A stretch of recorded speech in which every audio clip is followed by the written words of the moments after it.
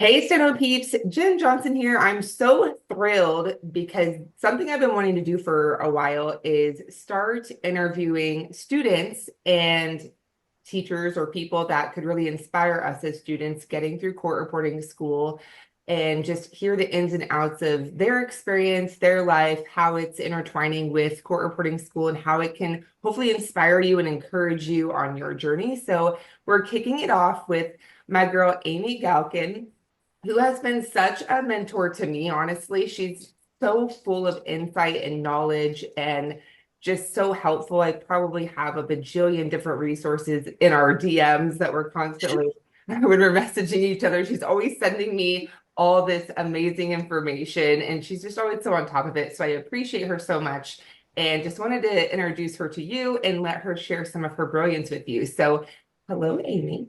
Hi, thanks for having me. Yeah, absolutely. So first, maybe just tell people a little bit about yourself, why court reporting. We'll go from there. Yeah. So my name is Amy Galkin. I live in Rancho Cucamonga, California, which is hilarious to say. I've been a Steno student for about 2.5 years. I learned theory at Mark Kesslingberry Academy, and then I switched to Allie Hall for speed building, both great teachers.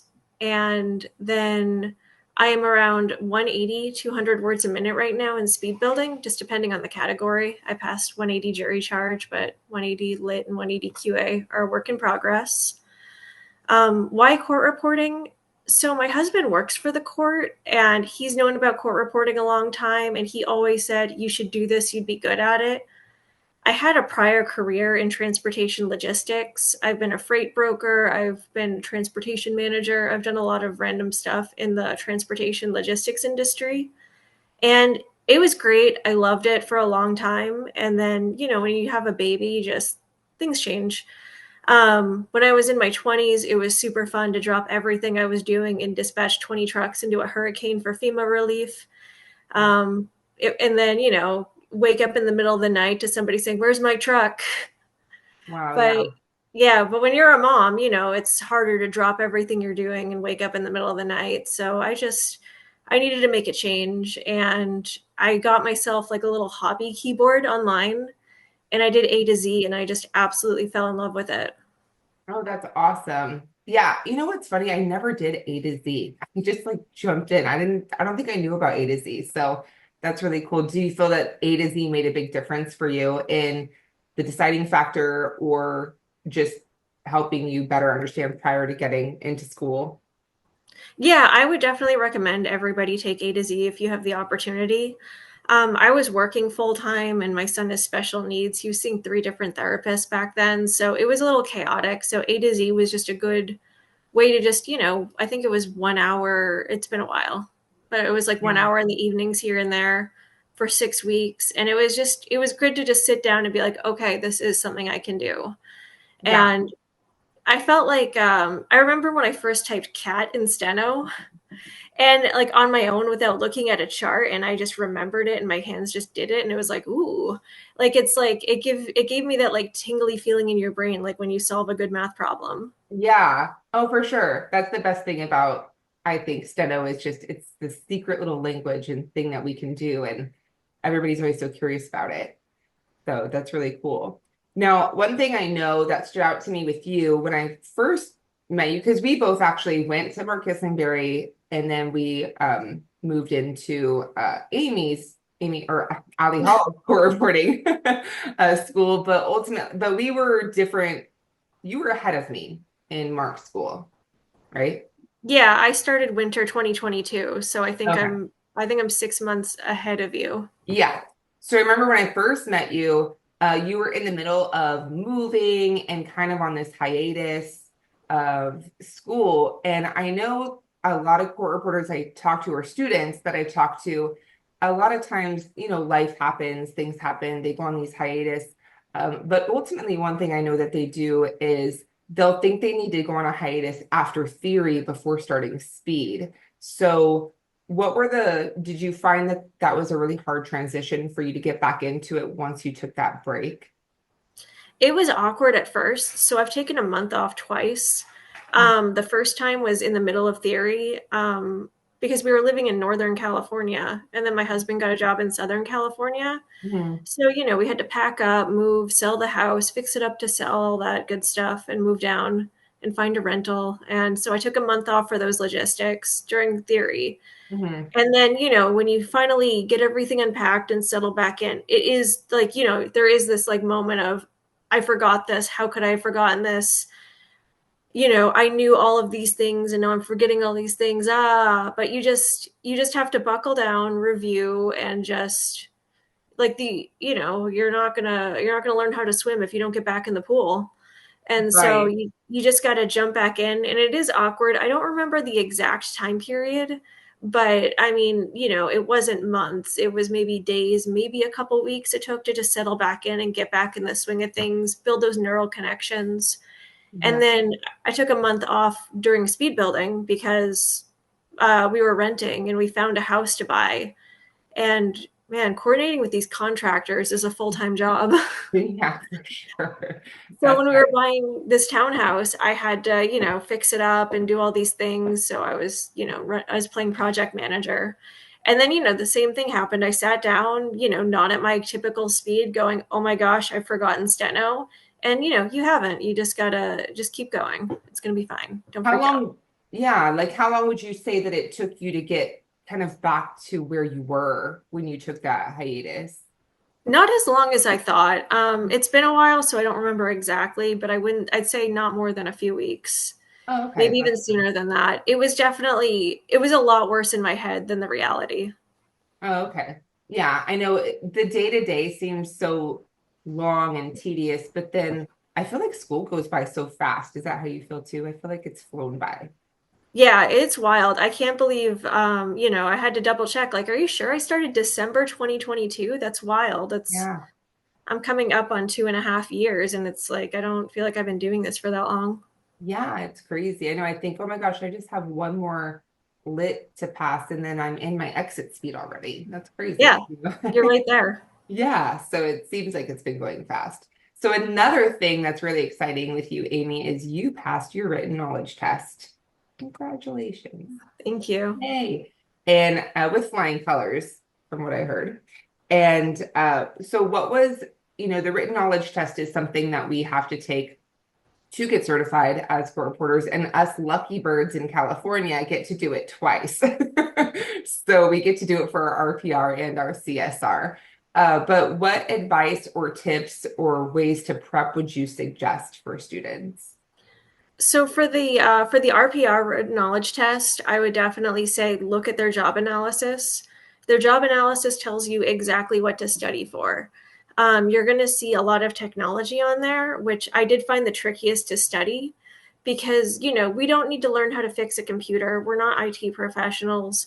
If you Google motherboard, you don't need to know how to assemble one from scratch or whatever they do. You know what I mean? It's a Mhm. nightmare to Google that stuff. I know AI is a splash controversial, but honestly, what I did was I would copy and paste sections of the RPR job analysis into ChatGPT and say, "Hey, just give me a rundown of all of this.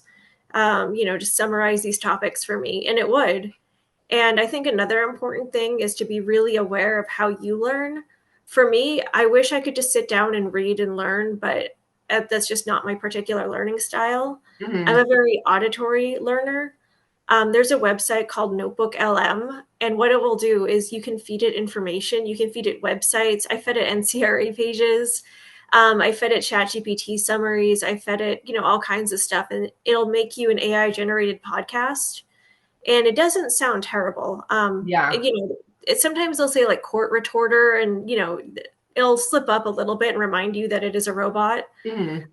But if you go on Spotify, it's called RPR WKT Study Podcast. Mhm. You can check out all the podcasts I made for myself. Oh, that's cool. Um, I also had my own study group with my friends, Mhm. and we would basically just go through practice questions. It was discussion based, so we would just look at multiple choice questions and say, I think the answer is this because that. And sometimes we were wrong, and we all learned together, and we all kind of contributed our own street knowledge.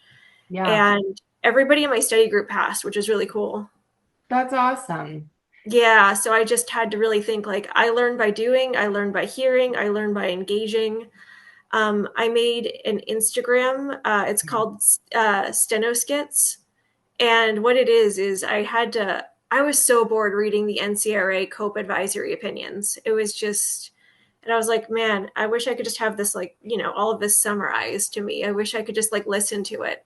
And so I had this silly idea where I just had ChatGPT write funny skits for each COPE opinion, and I acted them out with my son's toys, and I made them It's into adorable, illustrated. by the way. Huh? It's so adorable. I love it. Oh, thank you. It's super goofy, but I am now such a cope expert after making Mhm. those. Yeah. No, they're really catchy and memorable. And I had plugged all of the Cope opinions into chat, and I'm like, can you just put this in layman terms? Because a lot of it was just I'm like, wait, so is the answer yes or no? Yeah, So it got way too wordy on the NCRA yeah. website. And then the questions, or is this a rule or is this allowed? All of the bulk of those would be at the top, and then the answers would all be in another section. And I'm like, we put them together, you know? So I regrouped them, and then I made a Quizlet out of them. But sometimes even still, I'm like, I gotta go listen to Amy's little story about it because I just want to make sure it just makes it easier. That's so awesome. Oh, and another tip I wanted to give Yeah. is we're not doctors, we're not lawyers, we're not IT professionals. You can so easily burn yourself out trying to remember every legal Latin term. I did. I was so worried about, I was like, my legal Latin is so bad. So I spent way too much time studying that. Some people spend way too much time studying medical, and you can just so easily get lost in those subjects. They're way too vast. You're never going to be an expert. You need to get 70% on a multiple choice test. Like, you should absolutely study it, but don't burn yourself out and don't freak out. Yeah, and I think you said there just wasn't even that many on there to begin. It was mostly more about the technology, the COPE advisory opinions. Per the RPR WKT job analysis, because you're not allowed to talk about what's on the test, but it says it right there in the job analysis. Right, right. The percentages of it. Like, so was the percent, what I'm saying is, was the percentage of it, I don't remember the percentages, but was Yeah, the bulk of it technology? I think the bulk of it is technology. Yeah. Yeah. Yeah, perfect. Okay, cool. So then also on that, because you did mention that you study with a group and you're really, really big on group study. I know that you're always like working within different groups, doing practicing and speed and obviously studying for the written knowledge test. So tell us a little bit about your process with that. Because I know some people, I know for myself, I'm very much, let me just isolate and get it done. And then there's other people like you who are like, I need the social and the support. So I know you have stuff that could offer support to people like that as well. Yeah, so I would absolutely recommend the Facebook group Steno Study Buddies. That's going to be a platform where you're going to find the most recent, up to date information on what's going on with study groups. The few that I've been involved with, Vanessa Johns does a Magnum. Well, it used to be marketed as Magnum Theory Review. Now it's just Theory Review. It's based on Um, Magnum Steno chapters, but anybody from any theory can go and benefit from it. Vanessa will do, like finger spelling, number drills, word drills, and a lot of theory practice, a lot of vocabulary practice. Today we did political terms, another day we'll do medical terms. And she's a background in teaching adults online, so she's a professional teacher, and mhm. so I feel like I've really benefited from her and her. I've been going to Vanessa's group for over a year now, and it's just amazing. And just having all of the theory review kind of done for you is so nice. And then another good theory review is put on by Victoria, another former teacher. We're so spoiled. Victoria does theory review on Tuesdays and Thursdays. And what I like about hers is a lot slower paced. It's, really geared toward newer speed building students, but again, it's for everybody. I still go to it. And I like how I don't like looking at the Magnum book. The Magnum Theory book overwhelms me. It's just a giant book of things that I don't want or need anymore. Like, I don't need Mark Spree for ribbon, because Yeah. Spree for ribbon is like NAORB or something weird. Um, but Victoria will like occasionally dig up like a new right hand phrase ender or something that I forgot about. So I think it's fun to go to Victoria's and pick up new tricks. Hmm. My friend Mars, they do Steno Saturday. Steno Saturday is super fun. We start off with just, finger drills, and then they do dictations, literary. It's like poetry, Broadway shows, OJ Simpson. Yeah. You Oh, I never know think what you're going to find with Mars. that's And then it ends with music, and it's just super fun. And second session has been, sometimes it's social, sometimes it's writing along to podcasts. There's a lot of fun stuff on Saturdays with Mars. And me and my friend Stephanie are also hosting RPR speed dictation on Tuesdays now. Oh, wow. That's Yeah, and awesome. I host my own Friday night. I call it bedtime dictation hour. Yeah, no, I saw that you were doing that. So you keep everybody really active, and I think it probably helps with accountability. I would imagine if people are showing up for all of these things, and we can put all the links to those in the description of this. Yeah, Yeah, absolutely. yeah. So because I think most of them Zoom Most are Google Meet. or Google Meet. Okay, perfect. Yeah, so we can get all the information there.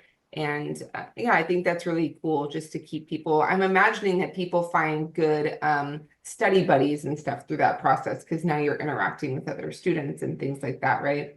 Oh yeah, I've made a ton of friends and learned, it's how you're saying that, like, if you can come to me with random things and I somehow know everything, it's just because I talk to people, and Mhm. you can learn something from everybody. So, Yeah, and I that's, find that the collaboration is really informative.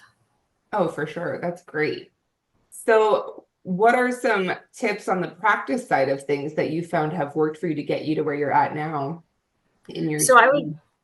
absolutely recommend Allie Hall's course on her website called Focus Practice Q&A, I think it's called, or Focus Practice for Speed Building. I have to look. It has the word focus in it. Yeah. What that is it's a series of recorded Zoom calls that she has with students where she just completely, it's just so full of practical information for practicing, for testing, for mindset. Um, but to actually, give some details and not just tell you to go buy a class, although that class was an absolute game changer for It's me. the workshops, right? Yeah, it's, Oh, I listen to those too. They seriously, like if you're having a down day or just kind of not motivated, she kicks your butt. yeah, she does. And I It's think it's great. exactly what you need to hear, in my opinion. Yeah. Um, so for practice, I have, and I can link it to, I made up like a whole document with like a bunch of different things I've been doing for my practice routine. Of course you have. I This is mean, why Amy's so great. She just has like all the things. yeah, Yeah. key components, high speed practice. You're not gonna be a marathon runner if you don't go running. You gotta do high speed practice. It's bad, it's messy, your notes are bad, it doesn't matter. You're building hand speed. Mhm. Um, and then I also do, for me, theory review with like the study groups is part of accuracy practice, writing slow.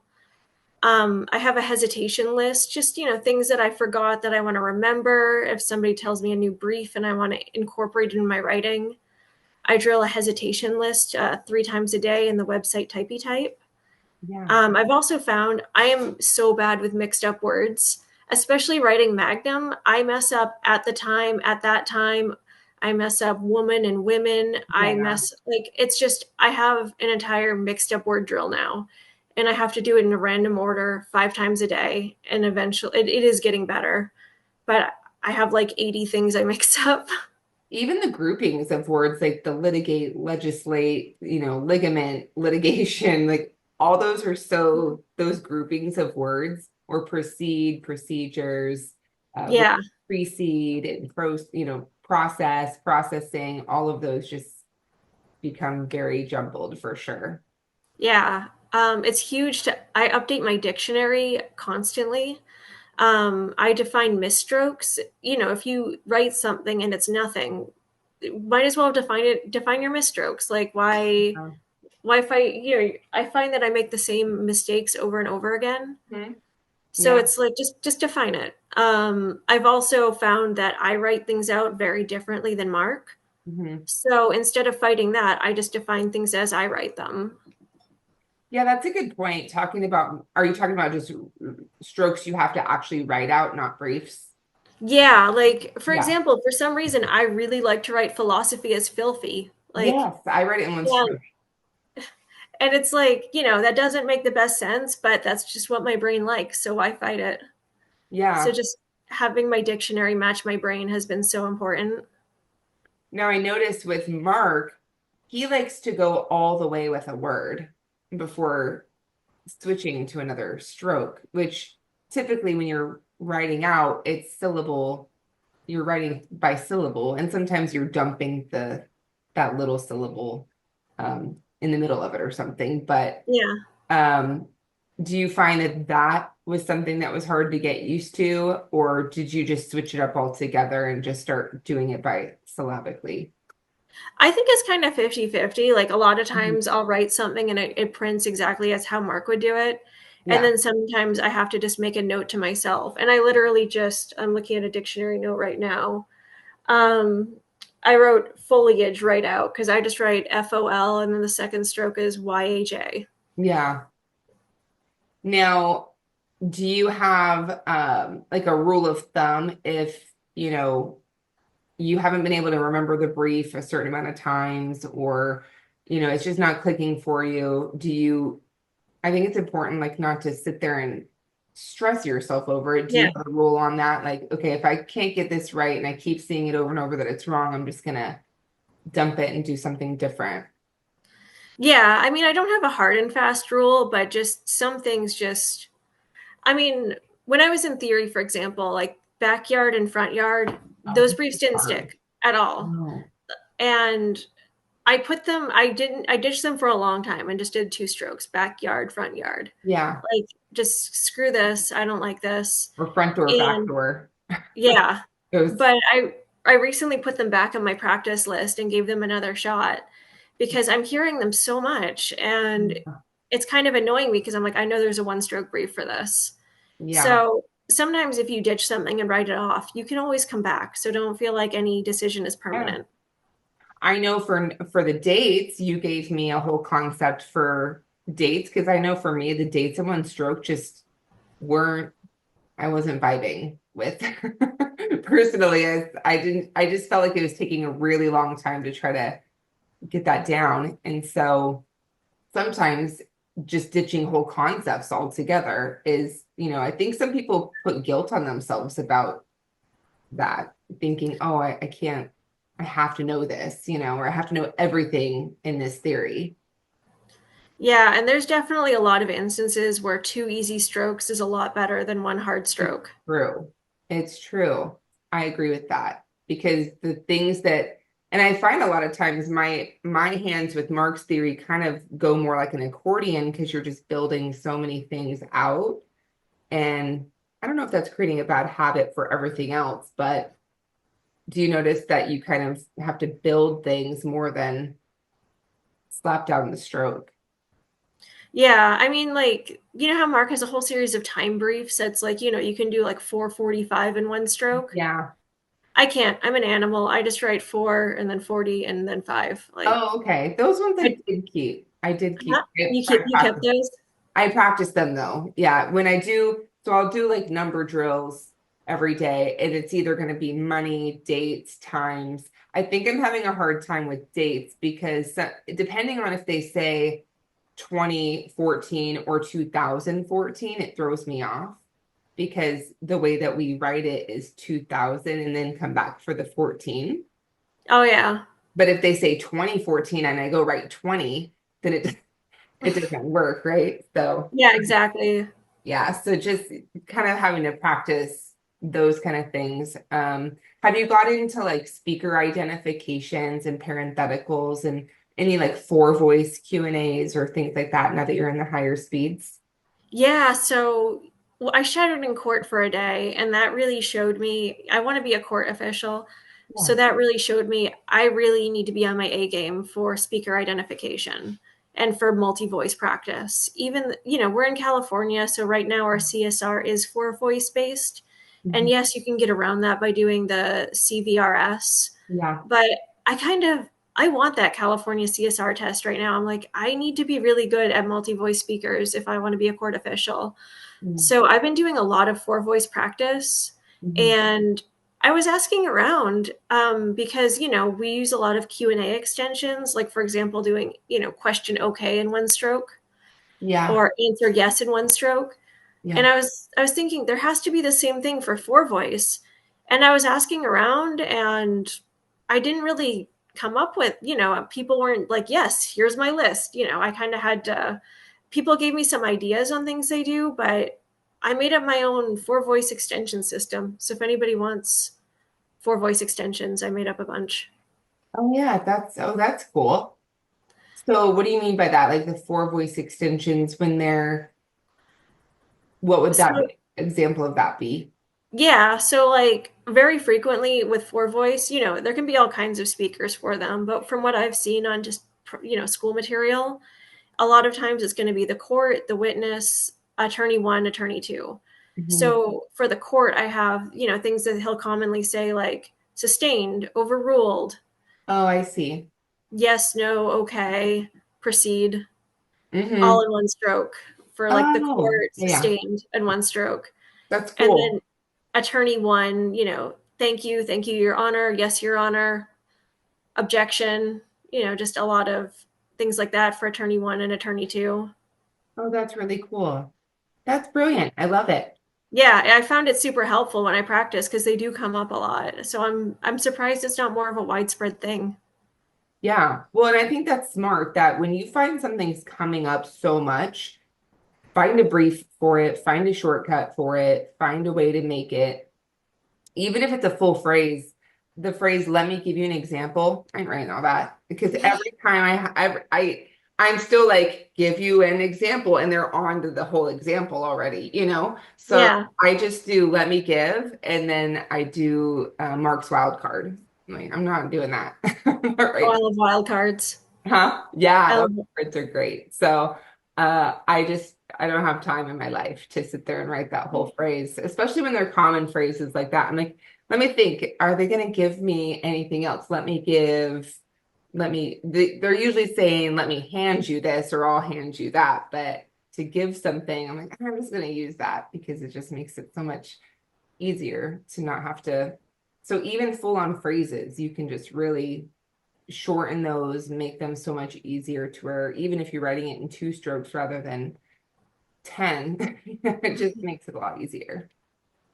Cool. I have the do you swear to tell the truth, the whole truth, and nothing but the truth. I think I broke that down into a couple wild cards so you hit P as they like keep saying it.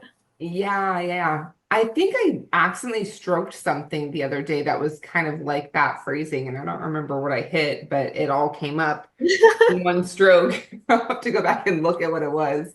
'Cause I'm like, oh, that's fancy. Um, yeah, there's a lot of really cool ones like that on off the record, on the record. I think obviously everybody always has ladies and gentlemen of the jury or members of the jury, things like that. But yeah, so overall, what would be like your, biggest piece of advice to students that maybe feel like they just don't think they're giving themselves a hard time or they just don't think that they can get any further than they are. Because I think we always have that, oh my gosh, like this is too fast. I'm never going to get past this mindset, Yeah. you know?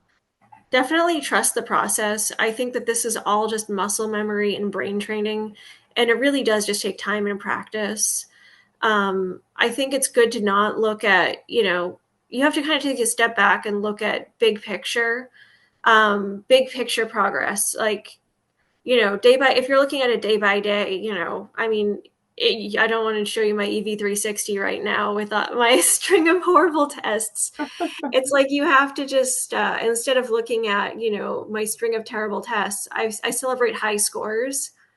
So if my first test is a 53 and then my second test is a 64, high score, like Yeah.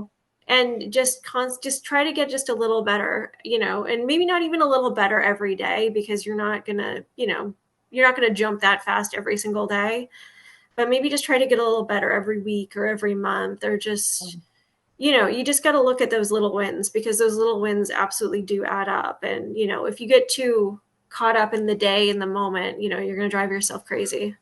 Yeah. It reminds me, my daughter does track. So the big thing in track is to PR, to beat your own personal record.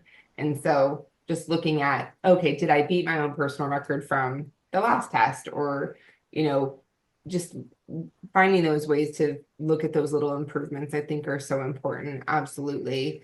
And when you do you ever feel like you procrastinate on practicing at all? Just because of I know for me, I struggle with that sometimes, like knowing that it's brain pain that I'm about to sit down and do. So I'm like, let me get coffee or let me go walk my Yeah. dog or let me go do this. And then, a week goes by and then you think, oh, I'm just still in the same spot, but how much did you really do? Yeah, I definitely struggled with that, especially when I was at Mark school. It's like we were watching what, like 3 hours of video a day, and it Yeah. would take me 6 hours because I kept on taking these little micro breaks that got out of hand. Yeah. And I think for me, I need something to like keep. So I have a few little tricks to stay on task. Hmm. I have like I have sometimes I'll put on like background music or background noise, like something Yeah. that tells my brain it's time to go. There's a bunch of different versions of this, but I just use Checkly. It's just some random website with a checklist. Hmm. And I just every single day just look at my checklist, like, okay, what do I need to do? And I just go down it and just check things off to just stay on task. And I have to, put my phone, your phone is going to be such a trap. I disabled notifications for a while because I was just getting too like distracted by everything. Hmm. I have a little kid, so I do need to, make sure I can receive a call to come pick up your kid. But Yeah. other than that, like you don't need social media notifications. I had No. to kind of tell people like, sorry if I seem a little rude, it's because I've disabled notifications. Yeah, no, I haven't had notifications for years. Even when I was doing content marketing, I had it off because you just don't want to be in reaction mode to everything going on around you in your life. Reacting to your phone, reacting to the email you just got, reacting to, whatever it is. You want to be in control of your time and say, no, I'll check my email when I'm ready to check it. I'll go on social when I'm ready to. And I think that the notification thing is a big way to overcome that for sure. Yeah, and you have to be careful with cell phone games too. You're not going to be a successful court reporter if you have an awesome fake town on a fake cell phone game that I definitely didn't get addicted to.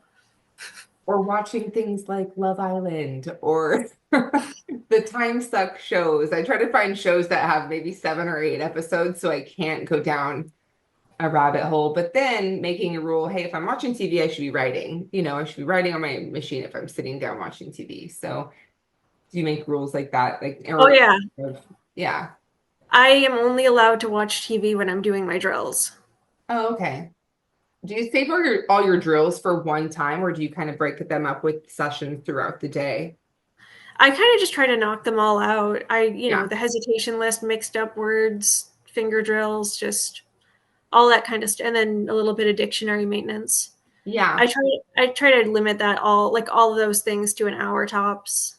Yeah, yeah. I decided to do that where at the end of the day is like my cool down of drills because I found I would get through like a couple of my drills and then something would happen and then I would never get to the speed portion of the session and then hours go by and then I'm sitting back down again and then starting with a couple more drills and then I just found like okay, I need to just do speed on its own and then do all the drills later. That's genius. I need to do that because I'm not going to lie to you. I've been doing a lot of my speed and a lot of my testing after my kid goes to bed, and I'm kind of tired because Yeah, I because spend way too much time doing drills. Not going yeah, to by lie the to end of you. the day, like you don't want to test, your brain's fried.